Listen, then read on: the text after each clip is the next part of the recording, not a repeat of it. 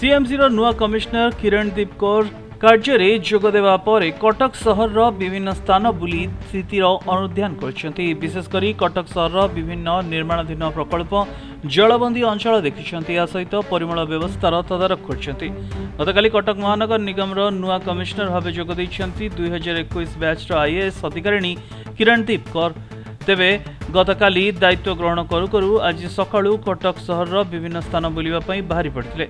विशेषकर कटक सहर निकट निर्माण होइथिबा किछि प्रकल्प हेबाक थिबा प्रकल्प जलबंदी अंचल आज देखिछन्ति। कटकर अर्बन हाटरू आरंभ करी मालगोदाम, कल्याण नगर, चाउलियागंज, मातृभवन, प्रेस छक, नुआ राउस पाटणा आदि अंचल CMC deputy commissioner, city engineer अन्य अधिकारी मानक सह बुली देखिछन्ति। तालदंडा केनाल नवीकरण कार्य सह बॉक्स ड्रेनर परिचालना कार्यर समीक्षा अधिक करने सह अधिकारी मानक सह से आलोचना करछन्ति।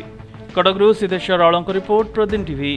बेक, पिठी, अंटा, आंठू आदि समस्त दरजर एकमात्र तैल श्री संजीवनी पेन रिलीफ ऑयल। श्री संजीवनी लगैले जमा बिंदीवनी। श्री संजीवनी पेन रिलीफ ऑयल हर दर्द को समझे, रखे सबका ख्याल।